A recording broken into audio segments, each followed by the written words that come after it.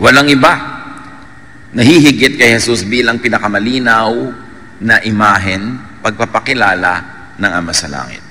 Colossians 1:15, si Kristo ang larawan ng Diyos na di nakikita. Ang Diyos ay di nakikita. Sa Old Testament, pag nakita mo ang Diyos, mamamatay ka.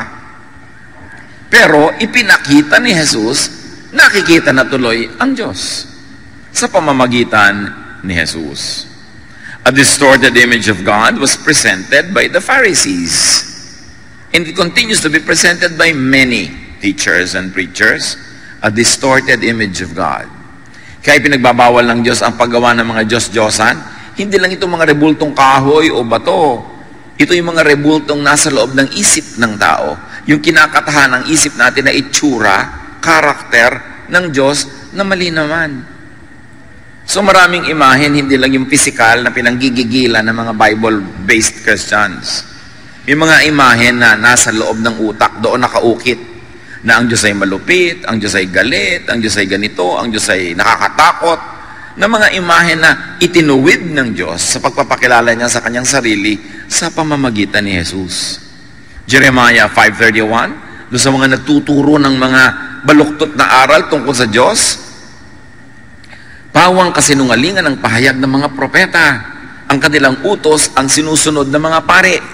So nakikita niyo sa buhatan ng prophet at ng priests sa Israel. Sinasabi ni Jeremiah, kabalbalan ang itinuturo ng mga propeta, kaya kabalbalan din ang sinusunod at ipinasusunod naman ng mga pare sa mga tao. Kaya ipinadala si Jesus para ituwid ang mga kabalbalan na yan. Isaiah 29:13, sasabihin naman ni Yahweh, sa salita lamang malapit sa akin ang mga taong ito, at sa bibig lamang nila ako ay ginagalang. Subalit, inalayo nila sa akin ang kanilang puso, at ayon lamang sa utos ng tao ang kanilang paglilingkod. Si Yahweh ang nagsasabi. Yung mga religious activities sa mga tao na yan, di ko yan gusto. Kasi, imbento lang nila ang pinagmumula ng mga kautosan na yan. Nakaka-oppress, nakakapagpalungkot, nakakabawas ng ligaya ng buhay, therefore, presenting or misrepresenting God. Mark 7:8, sabi ni Jesus, sa mga religious people of His time, binabaliwala ninyo ang utos ng Diyos at ang sinusunod ninyo yung mga tradisyon ng tao. Sa makatuwid, ang napakaraming katuruan sa lumang dipan, ginagawa ng mga Israelita, pinagpapakamatayan nilang sundin. Sabi ni Jesus, tradisyon lang yan ng tao. At kasama doon ang lahat ng itinuwid niya. 10 walang gagawa pag Sabat, bawal ang kumain nito't gano'n, ng mga babae, bawal sa ministry, etc., etc. Sabi niya yan, gawa lang yan ng tao. Kaya itinuwid niya. Worshipping God as presented, as represented by Jesus, gives salvation, acceptance, not rejection, peace, not trouble, rest, which all amount to happiness. Pag sumamba ka sa Diyos, Diyos na ipinakikilala ni Jesus, ang bunga sa buhay mo noon, happiness. Gaan, hindi bigat. Laya, hindi tanikala, hindi kulungan. But worshiping the distorted image of God, misrepresented by many religious teachings, gives judgment, stress, and fatigue. Kaya marami mga tao habang nagiging mas relihiyoso, mas napapagod, mas sumasama ang ugali, mas lumulungkot, mas nagigilty. Pagka ang inuna mo ay mga kautusan, mga tradisyon, mga conservatism, hindi ka liligaya. Galatians 3:10-11, ang lahat ng nagtitiwala sa pagsunod sa kautusan ay nasa ilalim ng isang sumpa. So, sunod ka ng sunod sa kautosan dahil doon ka naghahanap ng ligaya, doon ka naghahanap ng kaligtasan. Sabi gano'n, daig mo pa ang isinumpa, daig mo pa ang nakulam, daig mo pa ang nagkaroon ng parusang buhat-buhat mo. Sapagkat nasusulat, sumpain ang hindi sumusunod sa lahat ng nakasulat sa aklat ng kautosan. So, pagka ikaw ay nagpailalim sa kautosan, dapat sundin mo lahat. Kasi pag meron kang hindi nasunod, sinusumpa ka. Pero may choice ka na hindi magpailalim sa kautusan, kundi magpailalim sa pag-ibig ng Ama na ipinakilala sa pamamagitan ni Jesus. So pumipili ka, law or grace? Grace or works? Righteousness that is achieved by your own deed or righteousness that is received free from God through Jesus? Pag pinili mo ang kautusan, para kay sinumpa. At pag nagpapailalim, nang iilalim ka ng mga tao sa kautusan, dinadala mo sila sa kautusan, isinusumpa mo sila. Kasi binibigyan mo sila ng mga bagay na di naman nila kayang sundin, magigilty lang sila. Mako-condemn lang sila. Ngayon, pag pinaghalo mo si Jesus at ang kautusan, kabaitan ng Diyos at lupit ng law, yung sumpa at yung blessing, lito ka.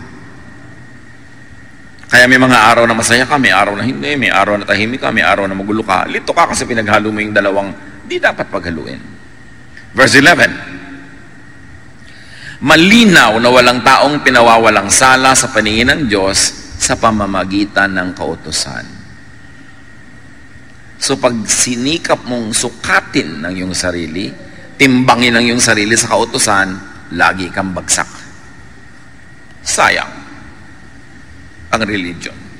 Walang dinalang kapayapaan, kaguluhan lang. Matthew 23, 2 and 4, sabi mismo ni Jesus, ang mga tagapagturo ng kautusan at ang mga Pariseo, ang kinikilalang tagapagpaliwanag ng kautusan ni Moses. Nagpapataw sila ng mabibigat na pasanin sa mga tao, ngunit ni daliri ay ayaw nilang igalaw upang tumulong sa pagpasan ng mga iyon. Pag sumunod ka daw sa mga Pariseo at yung mga modern versions nila today, kasi sinasabi nila, tagasunod sila, tagapagpaliwanag ng utos ni Moses, dinadaganan ka nila ng ubot ng bigat na dalahin at hindi ka nila tutulungan sa paghihirap mo. In fact, dadagdagan nila yun ng pag-uusig at pag-uhusga tuwing kulang ka. Lagi ka namang kulang. So, lagi kang pagod. So, be happy. Worship God as represented, as presented by Jesus. Anong Diyos ba yung ipinakilala ni Jesus? Ba't siya ipinadala? Para ituwid ang mali, itama ang liko, liwanagan ang madilim. Ipakilala ang Ama sa tamang paraan. Napakahalagang makilala ang Ama sa pamamagitan ng anak. Because He is the image of the invisible God. So stay happy. Keep worshiping. Pwede ka naman magdasal sa bahay eh. Pwede ka naman magbasa ng Biblia sa bahay. Pero bakit pa magpapagod ka, tatawid ng ulan o alikabok, init o lamig? Because there is happiness in corporate worship. Pagka mga anak ng Diyos ay nagsasama-sama para magpuri, magpasalamat, bumababa ang luwalhati ng Diyos in a very special way. So defend and protect your worship from the thief. May magnanakaw eh. Ninanakaw yung worship. In fact, dumating ka na nga sa worship place, hindi ka pa rin maka-worship kasi nainis ka, nanakawan ka na naman. Kasi naghanap ka ng mali, nanakawan ka na naman. O nagpapaabala ka sa text ng text sa'yo na wala namang katuturan habang nag-worship ka, nanakawan ka nun. Kaya textan mo, hoy, magnanakaw, tumigil ka. Ninanakawan mo ka ng worship time ko eh. Diba? Yung mga dumadapo sa isip mo na kung ano-anong mga guni-guni, mga alalahanin, ninanakawan ka. Nandiyan ka na nga, nanakawan ka pa rin. Sayang naman. Buti pa, hindi ka na dumating, pa hindi ka nagastos ng pamasahe, oras, yung pala nananakawan ka rin eh. Kaya dapat ipaglaban yan. John 10:10, dumarating nga magnanakaw para lang magnakaw. Pumatay at manira. Naparito ako upang ang mga tupa ay magkaroon ng buhay na masaganang lubos. At yun ang gusto ng Panginoong Diyos, ang Ama sa langit, na ibibigay ni Jesus sa atin, kalinawan ng isip para tayo lumigaya sa buhay. At isa doon, maunawa natin yung ligaya, ma-enjoy natin yung ligaya ng pagsamba. There is happiness in worship. Marami sa mga nade-depress, isa sa mga nangyayari sa buhay nilang unang-una, tumitigil silang mag-quiet time, manalangin, mag-devotion. Tapos tumitigil sila na mag-Bible reading, tumitigil silang mag-pray, at tumitigil silang sumali sa family, group, corporate worship. Kaya palala ng palala ng palala. Psalm 89:15, mapalad ang taong sa'yo'y sumasamba. Sa pagsamba nila inaawitan ka, at sa pag-ibig mo'y namumuhay sila. Kaya yung mga taong laging, ayoko pong sumali ng choir, ayoko pong mag-Sunday school teacher, ayoko magkaroon ng ministry, kasi madalas hindi ako nakaka-attend. Lalo kang sumali. At mas mahigpit yung leader mo ng pag-check ng attendance, pinandidilatan ka na halos maglaglag ang mata niya pag late ka, blessing yun sa'yo. Kasi nauobliga kang dumating. Kasi pag dumating ka na, ikaw na yung mabe-bless. Alam niyo yung pagdalo sa mga gawain ng Panginoon, yung minsan tinatamad ka, ayaw mo, meron kang negative feeling, habang papunta ka pa lang yun, kasi dinajablo ka eh. Pero pag nandun ka na, ang totoo nun, nagpapasalamat ka na, ay salamat dumating na ako. At pag pauwi ka na, nagpapasalamat ka, salamat ipinaglabang ko to kasi meron talaga ako na pala. Yung struggle sa papunta lang yun. Doon kayo dapat magwagi. Kasi talagang nanakawan ka. Psalm 63:1, in my heart I long for you, as I would long for a stream in a scorching desert. At ang ginawa dito ang halintulad ay usa na nagtatatakbo ng ubod ng bilis sa napakainit na desyerto. Kaya as the deer panted for the water, so my soul longs after thee. Panted, ibig sabihin nun yung humihinga ng ubod ng bilis kasi uhaw na uhaw, pagod na pagod. As the deer pants for the water. Hindi yun isang piraso ng pantalon. Buntong hininga yun. So, napaka-importante kasi sabi niya, para akong usa, uhaw na uhaw ako pag malayo ako sa iyo. Ikaw ang tubig ko, ikaw ang aking living water. So, can you imagine kung gaano uhaw yung mga taong hindi sumasamba? Pero madalas hindi nila alam na yun ang dahilan ng pagkauhaw nila. So, worship lifts God up. And in the process, the worshiper is also lifted up. Sabi, bakit po ba natin itinataas ang pangalan ng Panginoon? Ganun po ba siya ka-proud? Gusto lagi tinataas, no? Pag itinataas mo siya, nahihila ka rin niya pataas. Ikaw ang nakikinabang. Pag pinupuri mo siya. Kasi pag pinupuri mo ang Panginoon, nabubuhay sa iyo yung mga pamana sa iyo ng Panginoon. Yung karakter mo na galing sa Kanya, yun ang nang umiiral, yun ang nangingibabaw. Kaya aangat ka at niligaya. Pero pag ang pinupuri mo sa lifestyle, sa salita, sa buhay mo ay ang dyablo, yung mga karakter ng dyablo na nasa iyo rin, ang mabubuhay. Ang siyang mangingibabaw at mananaig, kaya magkakata-dyablo ang buhay mo. Kaya napakahalaga nung pinipili mo ang iniangat ang Panginoon. In our hearts, there is a God-sized vacuum that only God can fill. Alam niyo naman yung vacuum. Pero sa puso natin, may vacuum yan. May vacuum for kotse. Pag nagka-kotse, lumigaya ka. Sige. May vacuum for love life. Pag nagka-love life, lumigaya ka. May vacuum for pera. Nagka-pera ka, lumigaya ka. Pero ang pinakamalaking vacuum sa puso ng tao ay yung para sa Diyos. At liban na lang na nandun ng Diyos, kahit mapuno lahat yung ibang vacuum kanina, nagka-kotse ka, nagka-love life ka, nagka-bahay ka, nagka-pera ka, pag wala yung Panginoon sa vacuum niya, hindi ka maligaya. Pero pag ang Panginoon nandun na sa vacuum niya, kahit yung iba wala pa, maligaya ka na rin. Dala ka na. There is a God-sized vacuum that only God can fill. And a lot of that is filled in corporate worship. Kaya ipinaglalaban natin yun eh. Pwede naman tayo mag-worship na lang kanya-kanya, sa kanya-kanya mga sulok-sulok, gilid-gilid. Why rent a big place like this and pay for electricity and water and everything? Because we need a place where we can all worship together. Because God is delighted in worship that is comprised of many people, His children. At sa worship na yun, hindi lang yung nagkakakanta ka, nagdadasal, nagkakakilala kayo, nagkakatulungan, nagmamahalan kayo. Yun pa ang dapat ma-achieve Kaya merong corporate worship. Psalm 42 verse 2, my soul thirsts for God, for the living God. Kaya marami mga tao, depressed po ako, malungkot po ako.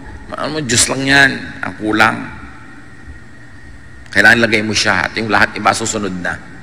Although marami pang ibang pwedeng gawin para yung mga depression na yan ay matanggal, pero inuuna mo yung relasyon mo sa Diyos. Kaya tayo tinuturuan. Ba't ba tayo tinuturuan laging be thankful? May ibig mo sabihin, ang gulgulo na ng buhay ko, be thankful? Yes. Kasi pag inisip mo yung dapat mo ipagpasalamat at nagpasalamat ka, ang nabubuhay sa iyo yung espiritu ng pagpapasalamat, hindi yung pagrereklamo. At pag nabubuhay yung espiritu ng pagsasalamat, nagiging magnet yon para lahat ng magagandang bagay magdatingan sa buhay mo. Kaya ka tinuturuan to be thankful. Hindi ka para utuin. O hindi ka para mag-in denial na hindi naman ka masaya, pupuri ka. Hindi ka nga masaya, kaya magpuri ka at sasaya ka. Dalawa lang yan mga kapatid. Ang saya-saya mo, kaya ka nagpupuri sa Diyos. O ang lungkot-lungkot mo, kaya magpuri ka para ka sumaya. Pareho ang effect. So if you have enough reason to thank God, thank God. But if you have no reason, you think to thank God, all the more that you should thank God para bukas ang isip mo na oo nga pala, maraming dapat ipagpasalamat. That's why you should count your blessings. Yung sumasamba, bakit ganun? Pagka hindi sumamba, parang kulang ang buhay. Kasi nakita na nila ang luwalhati ng Panginoon pag sumasamba sila. Psalm 63:2, I have seen your power and your glory.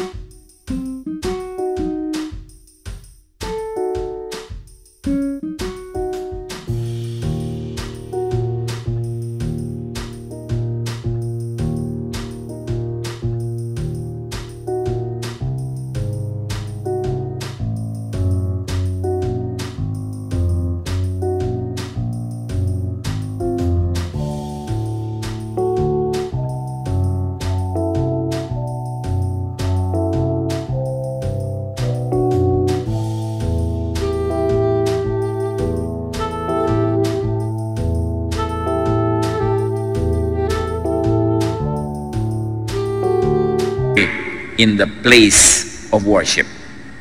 Or translated another way, also very correctly, grammatically, is when I worship. I see your power and your glory when I worship. And it is I, not we. Kasi personal. Pag sumasamba ka sa Panginoon, ikaw ang nakakadama. Nakikita mo, hindi ng mata, yung kaluwalhatian ng Diyos. Nakikita ng spiritual eyes mo yun. That's why you are filled up. You are uplifted. That's why worship, although it might be demeaning, but we don't want to demean it, but worship is therapy. Kailangan ng tao sumasamba. Kailangan nga, kaya pag may kumakanta, dapat wala siya, dapat tama siya sa tono. Kasi sambang-samba ka na, tapos biglang, ay, half note. Diba? Ay, wala sa tono. Ay, lumipat ng key. Diba? Ay, lumandang ng 2 octave ang singer. Paano ka mabe-bless doon na aabala ka nung kakulangan niya ng preparasyon? Kaya dapat excellent hindi dahil para tayo ma-oppress, kundi para walang bara. Kasi pag hindi excellent ang gawa ng mga naggagumagawa, may bumabara. Kaya duty mo na gandahan yan para hindi ka maging issue. Yung singer ka, kakanta ka para sa Panginoon, tapos ang suot mo para kang payaso, naabala yung mata namin. Diba, iniisip namin, saan kaya siya galing na karnabal? Kaya dapat yung simple, yung hindi tumatawag ng pansin sa sarili. Kasi ikaw lang napansin namin, hindi na Diyos. Kaya nga pinag-uniform yung mga choir para magkakamuka, hindi yung pagandahan ng damit, pakintaman. Kaya, nakakaabala yung mga ganung bagay. Pati mga katabi, yung may kasama kang bata, ang likot-likot, hindi na naka-worship yung katabi mo. Nakaganon lang yan, pero gusto niya lumutakin yung mukha ng bata na yan. Ipokrita lang siya, kaya hindi niya sinasapak ang anak mo. Pero ang totoo, yung anino niya, sabi niya sa anak mo, pak, pak, pak, pak. Lahat ng tumatawa, totoo. Hindi talaga nakaka-bless yung may malikot. Tapos may katabi ka, text ng text, tumatawa, uy, nasa worship ako. Hindi nakaka-bless yun. Diba? So, dapat blessing ka sa kapwa mo nagwa-worship. Kasi, pinaglaban niyang makarating dyan, tapos ikaw ang jablita sa buhay niya. Yung pagtingin niya sa'yo, nakapatong pala sa batok mo si Satanas. Para busitin siya. So, dapat blessing tayo sa isa't isa. Yung bang, talaga, may mga palakpak pa yan. Yung bang, pwede ka namang umusod-usod para yung dumadating, makaupo na agad, hindi yung 5 tao na yung natapakan niya bago siya makarating sa silya doon sa loob. Yung be a blessing. Diba? Kailan isip, paano kaya ako magiging hindi abala sa kapwa ko sumasamba? Nagko-concentrate siya, dadaan ako, mamaya na lang. Pwede ko pa namang hindi gawin yung gusto kong gawin ngayon para hindi ako makaabala sa kapwa. Because when we are at worship, God is in His holy temple. And that temple is not a building. The temple is our heart. At dapat hindi yun nagugulo. Psalm 63:3, your love means more than life to me. And I praise you. Yun, Panginoon, ang mahalaga sa akin, yung pagmamahal nyo. At pag worship ako, nagpe-pray ako, nagpapasalamat ako, lalong lumilinaw sa akin na mahal nyo nga ako. At habang lumilinaw yun, nagiging positive ang pananaw ko sa buhay, lalo namang dumadating sa akin ng mga positive things. So value God's love as life, as more than life. And you celebrate God's love at worship. And remember, ang topic natin is how to be happy, and we focus on one very powerful way to be happy. Be worshipful. Stay happy. Psalm 63:4-5. As long as I live, I will pray to you. I will sing joyful praises and be filled with excitement like a guest at a banquet. Masaya. So, dapat iniiwan sa labas ang lahat ng mga cares, mga worries. Pupunta ka ba lang sa worship, itapon mo na yung mga nagpapaalala sa'yo, gumugulo sa'yo, para nakalagay ka sa tamang lugar. Put yourself in a path of blessing. At hindi lang sasama-sama tayo, may individual and personal worship pa. Psalm 63:6, I think about you before I go to sleep, and my thoughts turn to you during the night. Sabi mo, siguro, wala pang Netflix noon, kaya niya nagagawa yan. Kaya may Netflix, kaya wala. Kaya may YouTube, kaya wala. Dapat i-reserve niyo sa Panginoon ang last 30 minutes of your waking hours. Kung matutulog ka ng 9:30, dapat 9 o'clock, wala nang ibang bagay, sa Panginoon ka na nakikipag-usap, nakikipagniig. Huwag mong punuin ang lahat ng oras mo ng lahat ng pagod, panood, isip, text, computer, kasi walang natitira sa Diyos.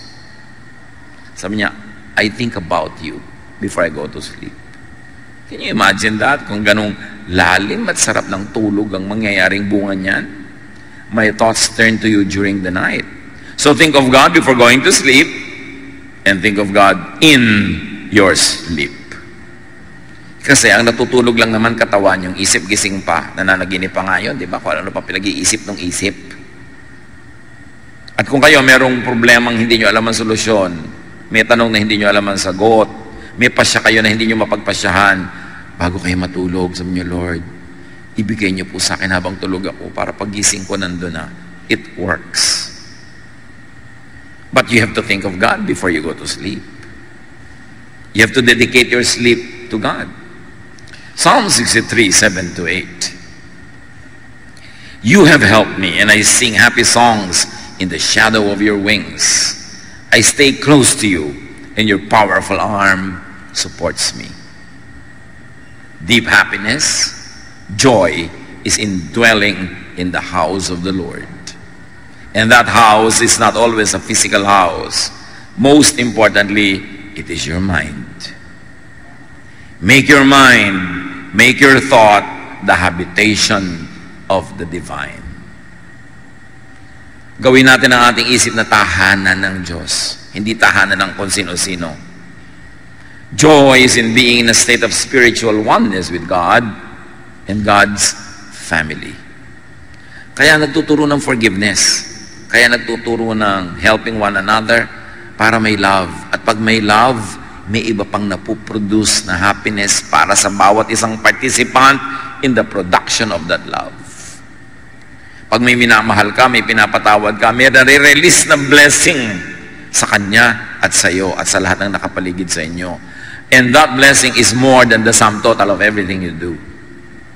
Nagpatawad ka ng isa, nagpatawad siya ng isa, ang blessing nyo, 10. Namumultiply.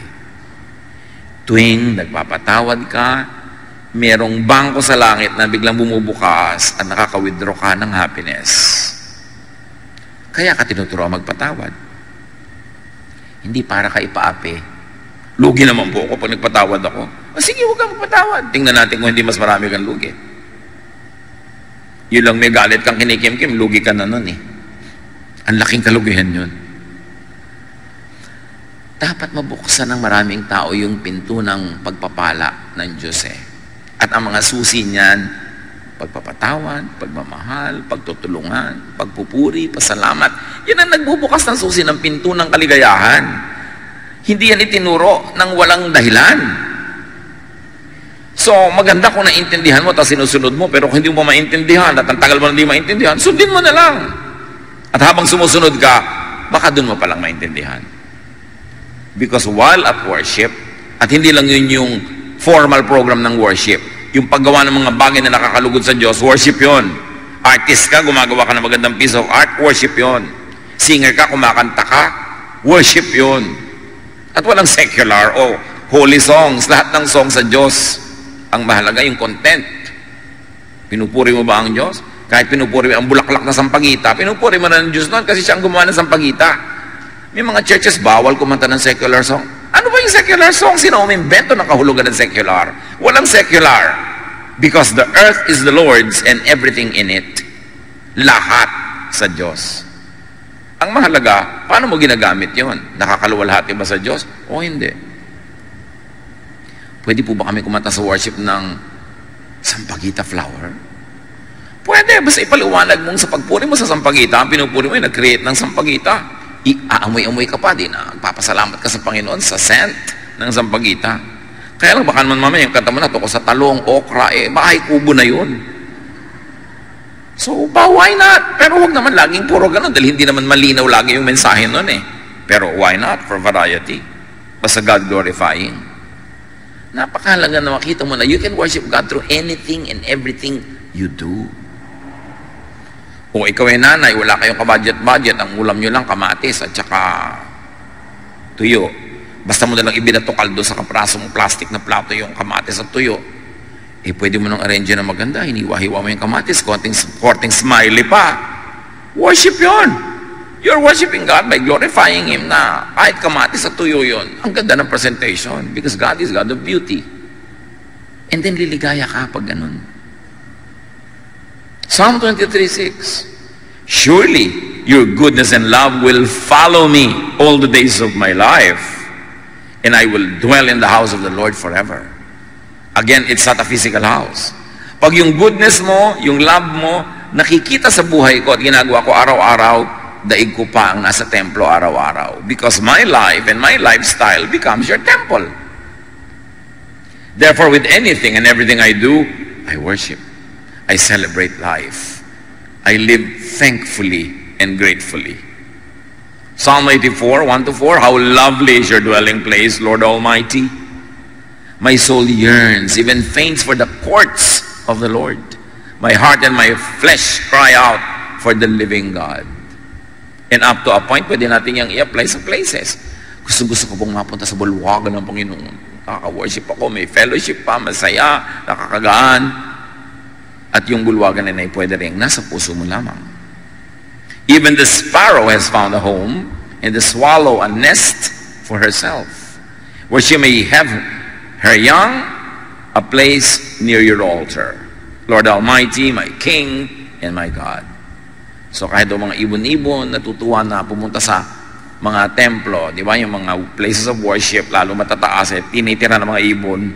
So it's a kind of metaphor na kahit mga ibang mga nilalang ng Diyos, gusto lagi nilang nasa malapit sa templo. Again, the temple should go beyond the physical meaning, but go to the spiritual meaning. That I like to be near you, to behold your beauty, to sing of you, about you, and to you. Blessed are those who dwell in your house. They are ever praising you. So happiness actually is really emotion. And emotion is nothing but brain and blood chemistry. So pwede natin na ayusin ang ating blood and brain chemistry para mag-create ng emotion that is happy. Yan ang ginagawa ng mga maraming therapists. Yung pinapaamoy ka na mabango, pinapakita ka na magandang view, pinapaninig ka na mga tunog-tunog ng ulan. Because when your brain is induced to be happy, the brain commands the blood to change its chemistry, and you become happy. Because happiness, like all emotions, is chemistry. Kaya may mga negative chemistry na nakaka-deceive, yung mga yung higop ng higop at amoy ng rugby, hindi nagugutom. Kasi niloloko sila ng utak nila, nabusog sila. Kaya yung mga nagtitake ng mga ibang drugs, kahit 3 araw na gising-gising, kasi niloloko sila ng drug na hindi sila inaantok. May negative effect, pero may positive effect ang ganyang mga bagay. So be and stay happy. Think thoughts that make you happy. When you think happy, your brain is happy, your brain commands your blood and your whole body to be happy. But when you think sadness, when you think horror, when you think fear, your brain commands every part of your body to produce fear, anxiety, worry. So it's all a thought. Masaya kayo, masaya, kumakain, ang ligaligaya, bigla niyong nakaalala yung asawa niyong malayo na biglang bakasyon, nangangalo niya. Diba, bigla mag-iinit ang mga paligid ng tenga mo, maiiba ang tibok lang yung puso, magagalit ka na, wawalan ka ng gana, mahirap lumulon, dahil lang yan sa naisip mo. Actually, wala ka pa nakita.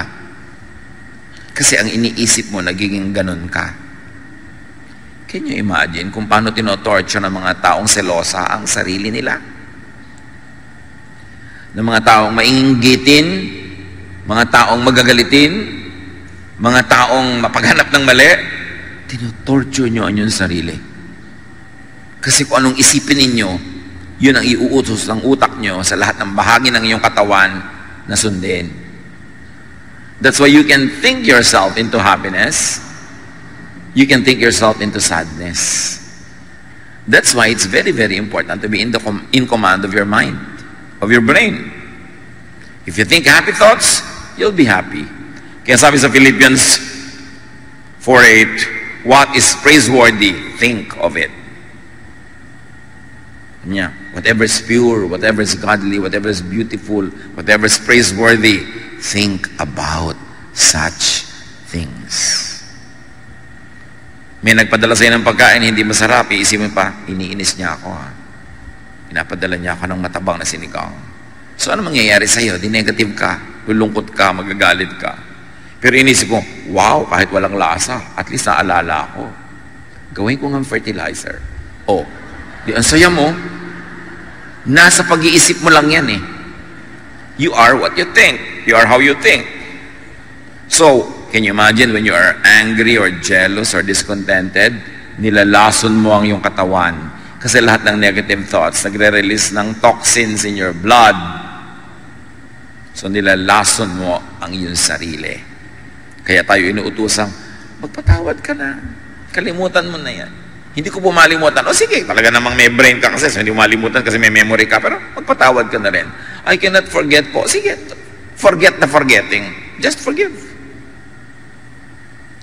Think of God. Yan ang pampasaya. Pero kung iniisip mo, Diyos ko, malapit na yata second coming. Judgment day na, end of the world. Di negative na naman ang naisip mo. Huwag mo pag-iisipin yan, problema yan ng Diyos. Sabi nga ni Jesus, ako nga hindi ko alam kung kailan, buti ka pa, alam mo. Di ba, nadaig mo pa ako, alam mo yung date. Tapos pag hindi nangyari, may mga kung ano-ano kang palusot. Ay, may blah blah blah blah. Ang isa lang ang ibig sabihin, mali ang prediction mo. And if what a prophet says does not come to pass, he is a false prophet. Ang dami na. Naglagay ng mga petsa, oras, so hindi natuloy. Kasi marami pa kayong kasalanan, binibigyan pa kayo ng God ng second chance. Palusot. Mga palusot yung mga nagbibigay ng mga date-date, tapos hindi naman natutuloy. Yung iniisip yan. The idea of and about God should be happy, not sad. Restful, not burdensome. Assuring and peaceful, not fearsome. It should be loving and forgiving, not hateful, not vindictive, and definitely not judgmental. Huwag kayong kakampi sa isang political party, sa isang bansa, sa isang lahi, sa isang relihiyon, kahit malupit sila sa iba, in the name of God, bola yon. God will not want you to have any part in any violence, unkindness, in anything that robs people of happiness or dignity. Tapos done in the name of God. Dapat matalino na tayo by now. Minamanipulate tayo ng mga ganyan. So, you want to be happy? Think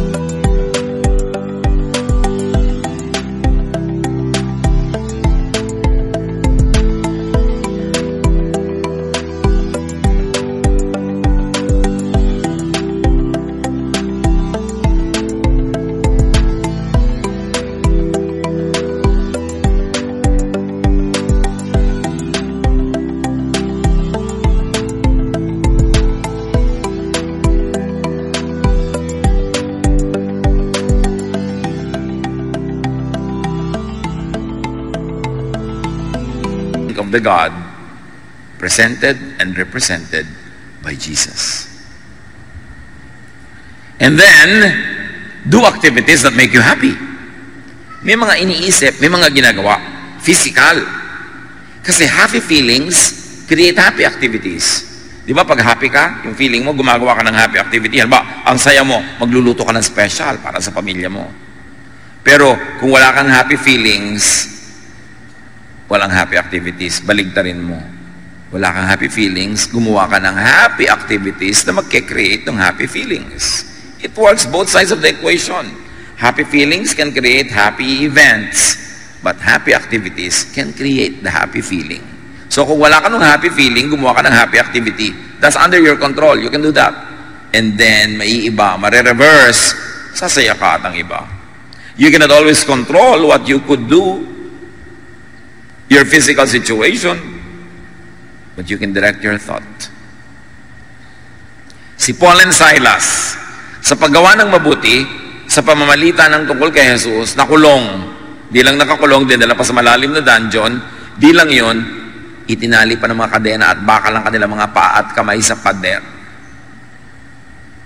Hindi ka makakamot, biruin mo yun, hirap nun. Pag may kumate, tinuka ka ng lamok, whatever, nauuhaw ka, gusto mo punta sa toilet, di mo magawa. Dapat magreklamo ka na sa Diyos, Lord, I serve you. Bakit ako nandito? But Paul and Silas sang hymns. Because you can choose. Whatever it is that you are going through, you can choose to complain or to be thankful, to be negative or to be positive. And because they were very, very positive, and they sang hymns, and they lifted God up, and all the other prisoners were blessed through their singing, and they forgot their own sorrows and their own complaints, God sent an earthquake that shook the very foundations of the place. Dahil sa pagpuri, induce desired thoughts and emotions in your brain. Kumbinsihin mo yung isip mo, akayin mo yung isip mo na magpakasaya at aakayin niya ang lahat ng bahagi ng iyong katawan na sumunod. Romans 12:2, be changed by the renewing of your mind. And if I may extend that, change your situation outside of you by changing the thoughts inside your mind. Because it is the thought that is the habitation of God. And it is through thought that the power of God can be made real in our lives. Yan ang dapat natin i-develop, yung mas transcendental, yung mas invisible aspect of the faith, which is really mental discipline. Create happiness in your heart and your mind. At pwede ka nun, either masaya ka, so kumakanta ka, or malungkot ka, kumanta ka para ka sumaya. Pero huwag naman ang kakantahin mo yung tuwing lulubog ang araw. May umabot pa sa inyo sa kanta na yan. Nakakalungkot ang mga kanta, nalulungkot ka na nga. Dapat ibahin mo, baliktarin mo. So let and make sensations of sound. Alam niyo, lahat ng buhay may tunog. Yung tinetest ka dito ng takbo ng ugat sa iyong leeg, pag pinakinggan mo yung machine, gumaganyan-ganyan, yung pala hindi mo nadidinig, pero through a machine, dinig. Because lahat ng life may sound. Kaya, punuin mo ng sound ang buhay mo, music, para ka sumaya. Or sight. Tulad nun, pag nakikita lang yung temple, lumiligaya sila, or whatever the equivalent is in your life. Make sensations of smell and scent. Bakit sa Bible, ang dami-daming, you anoint my head with oil, my cup overflows. Surely goodness and love will follow me all the days of my life. The anointing of the oils in the Old Testament, in many ancient traditions, are healing ang effect. Soothing to the emotion, comforting to the body. At yung mga oils na yun, hindi yung mga katulad ng oil na malalagkit, yung mga malalagkit na galing sa petroleum products, 3 araw na nasa balat mo pa, hindi yun ang oil na pinag-uusapan, yung mga pure. Dahil talagang laging healing yan. Sabi niya, anoint the sick with oil and they get well. So may healing powers talaga. Yung amoy, yung flavor, at yung dating sa yung balat. So smell. Aromatic things. Taste. Good food, good drink, good fellowship. Touch. That's why the laying on of hands are supposed to heal. Because touch heals. May mga kamayan, may mga hug-hug. Kasi nakaka-heal yun. And all of this lead to produce happiness. Happiness thoughts, happiness chemistry. So maraming paraan para sumaya. Iniisip mo, o gumagawa ka ng activities na nagpapasaya, o isinasubject mo ang sarili mo sa senses through which happiness, joy, pleasure can pass. Si Elisha sa 1 Kings 19, this wonderful, powerful prophet of God wanted to die. Pero nabaligtad yun, matapos makakain, makatulog, at makipag-fellowship with an angel. Do the same. Ang dami-dami ko natatanggap ng mga tanong sa Facebook at kung saan-saan, nade-depress po ako, nalulungkot po ako, bla bla bla, ano pong pwede kong gawin? Well, change your body chemistry, uminom ka ng masarap, kumain ka ng masarap, matulog ka, kung pagod ka, kung sobrang tulog na, gumising ka, get out of your bed and be active, fellowship with people, do something enjoyable. Pag hindi naman nilayasan kanyang lungkot na yan eh. Di ba? Resist the devil and he will flee from you. You don't have to fight the devil. You just have to resist. So may spirit of sadness, resist it. How do you resist it? Not by entertaining it. Nalulungkot ka na nga, magkukulong ka pa sa kwarto, di na solo ka ng diablo.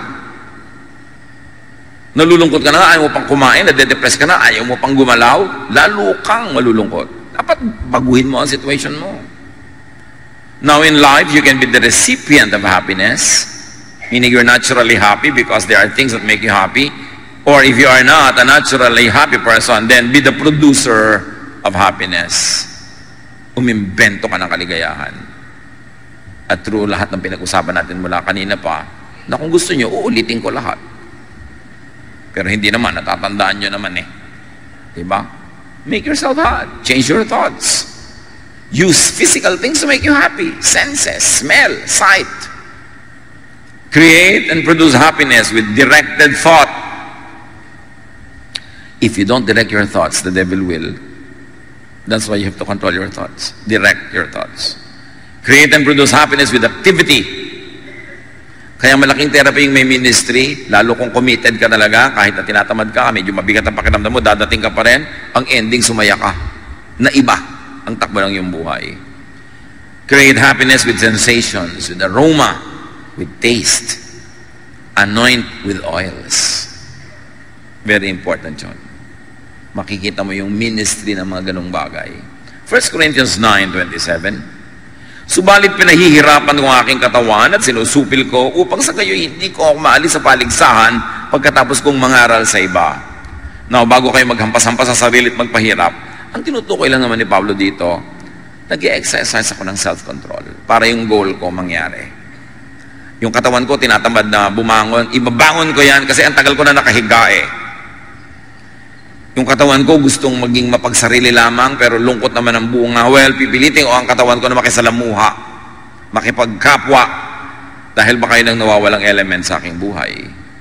Philippians 4:13, ang lahat ng ito ay magagawa ko dahil sa lakas na kaloob sa akin ni Kristo. Sabi natin kanina pat paulit-ulit, worship the God presented and represented by Jesus.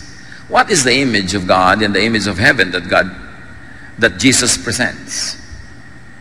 The image of heaven, the paradigm or symbolism of life that Jesus presents is a happy one. Kaya kung minsan, I'm very uncomfortable with yung image ni Jesus na lagi nasa krus. Para namang ilang oras lang naman siyang nasa krus, tapos forever ayaw mo nang alisin doon, nakapako na.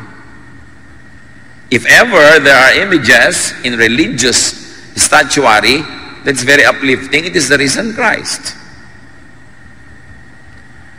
Ang lungkot-lungkot naman ng imahe ng crucifix eh.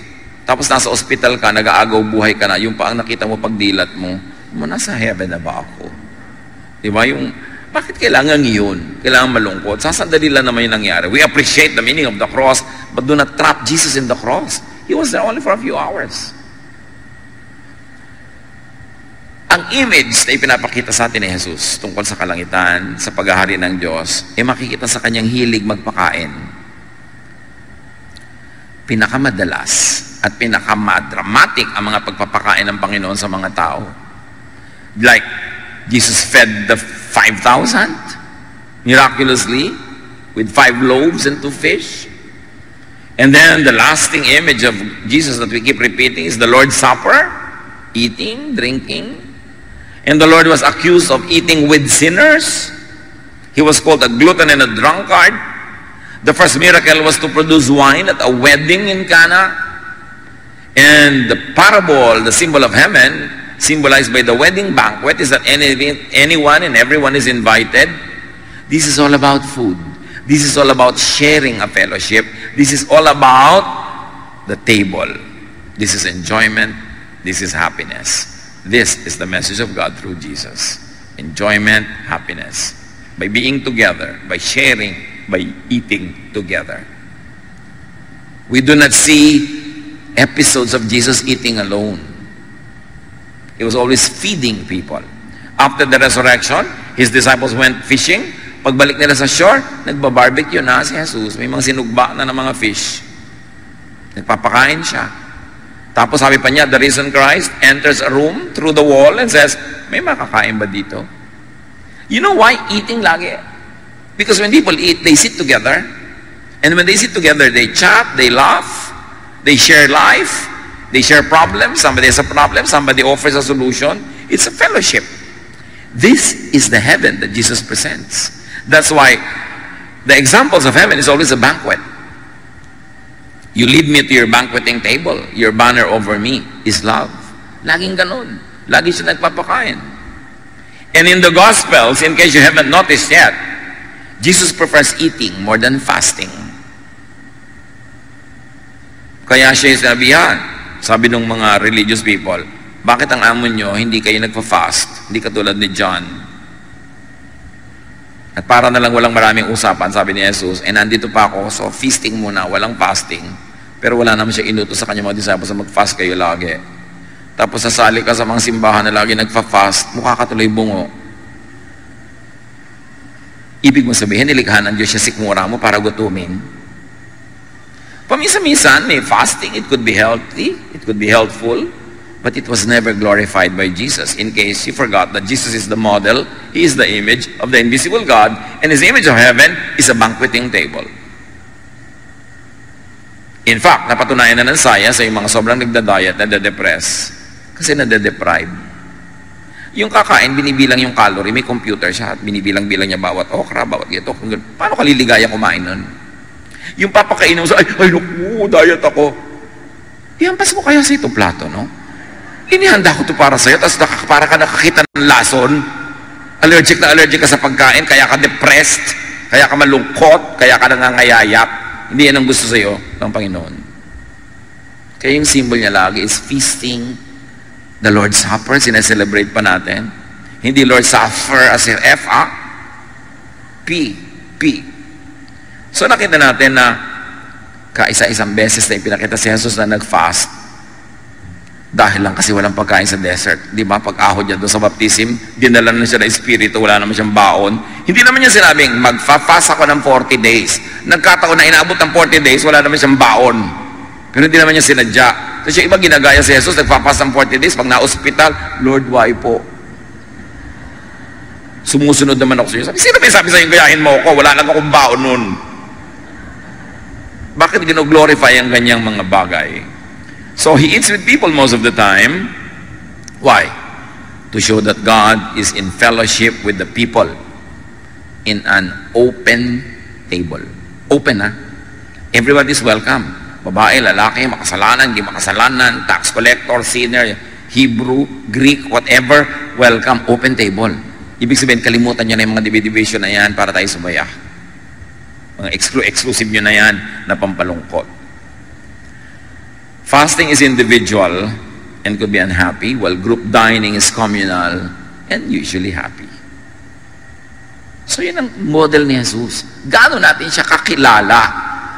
Kaya nga ang mahalaga yung the God presented by Jesus, not by the Pharisees. So be happy and